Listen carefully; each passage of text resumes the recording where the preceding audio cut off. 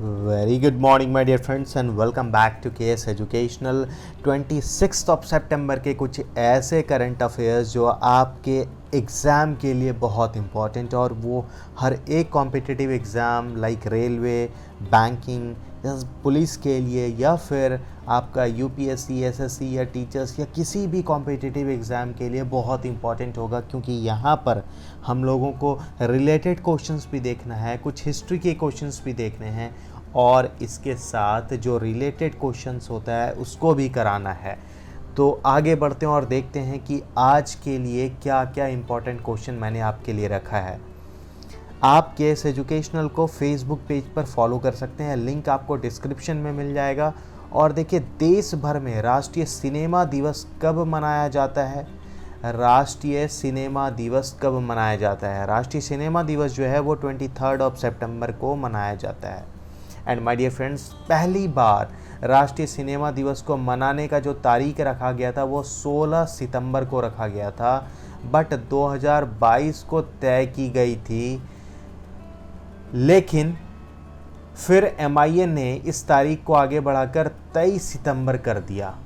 तो पहले 16 सितंबर रखा, लेकिन फिर बाद में 23 सितंबर कर दिया गया। इसीलिए राष्ट्रीय सिनेमा दिवस जो मनाया जाता है वो 23 सितंबर को मनाया जाता है।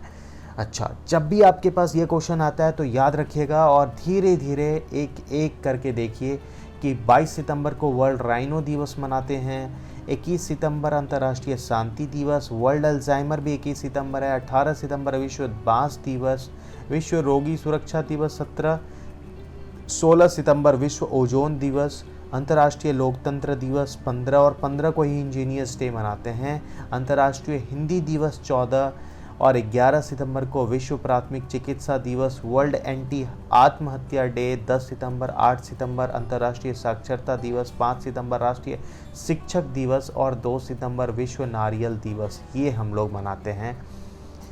2 दिवसीय आभासी सम्मेलन सिम्फनी कहाँ शुभारंभ किया गया और किसने शुभारंभ करा है? माय डियर फ्रेंड्स, देखिए, ये एक्चुअली जी किशन रेड्डी जी ने इसका शुभारंभ किया है। क्या है ये सिम्फनी? इसका मेन उद्देश्य है कि पूर्वोत्तर भारत के जो बेरोजगारी है उसको कैसे मिटाया जाए, बेरोजगार हिस्से को प्रदर्शित करने और पूर्वोत्तर क्षेत्र में पर्यटन क्षेत्र को बढ़ावा देना। इसका मेन जो रोड मैप है ये यही है कि कैसे पूर्वोत्तर भारत में पर्यटन क्षेत्र को बढ़ावा दिया जाए और बेरोजगारी को घटाया जाए। तो इसीलिए सिम्फनी है। 2020-21 के लिए राष्ट्रीय सेवा योजना NSS पुरस्कार कौन प्रदान करता है? तो NSS पुरस्कार जो है वो राष्ट्रपति के द्वारा पुरस्कृत किया जाता है और इसमें क्या है कि कुल 42 पुरस्कार प्रदान किया गया, जिसमें 2 विश्वविद्यालय में 10 NSS इकाइयों, उनके कार्यक्रम अधिकारियों और 30 NSS स्वयंसेवकों को पुरस्कृत किया गया है। NSS एक केंद्रीय क्षेत्र का योजना है जिसे 1969 में स्वैच्छिक सामुदायिक सेवा के माध्यम से छात्रों के व्यक्तित्व को विकसित करने के उद्देश्य से शुरू किया गया था। कौन सा ऐसा राज्य सरकार 2.5 लाख जल दूत शामिल करेगा? ये राज्य सरकार कौन है? ये है असम। जल संरक्षण के मुद्दों पर जागरूकता फैलाना इसका मुख्य उद्देश्य होगा। इसमें कक्षा 9 और 10 के बच्चों को ट्रेनिंग देकर जल दूत में शामिल किया जाएगा। तो ये असम सरकार का ही डिसीजन है। सप्तकोशी, ये क्वेश्चन याद रखिएगा, बहुत बार देखने को मिलेगा कि सप्तकोशी उच्च बांध एक बहुउद्देशीय परियोजना है जिसका निर्माण किस देश में किया जाना प्रस्तावित किया गया है? किस देश में इसका निर्माण किया जाएगा? यह देश है नेपाल।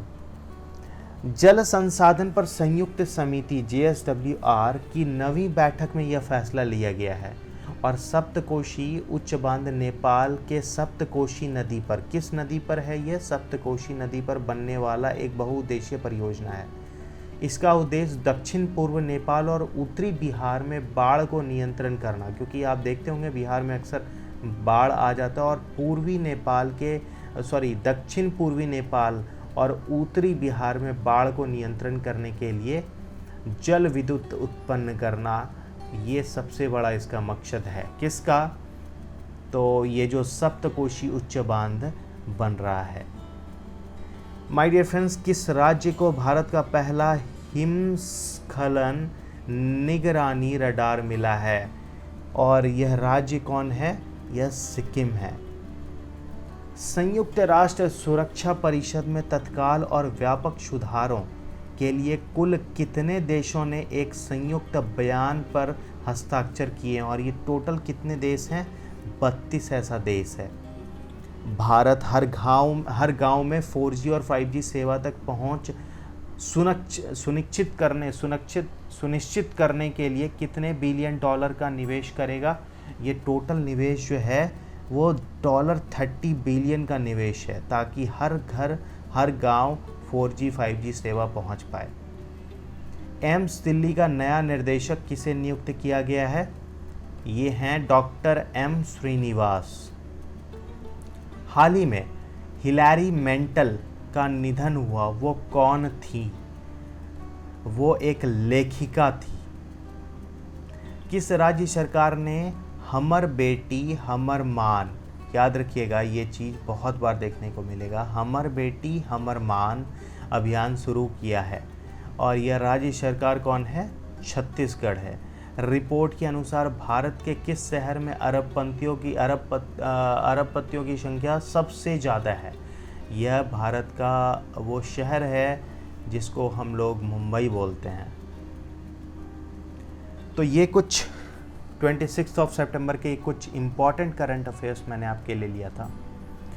सब्सक्राइब करना बिल्कुल ना भूलें KS एजुकेशनल को, और हिट कर लें नोटिफिकेशन बेल। इसके साथ लाइक कर दें और शेयर करें अपने दोस्तों के साथ, because sharing is caring my dear friends.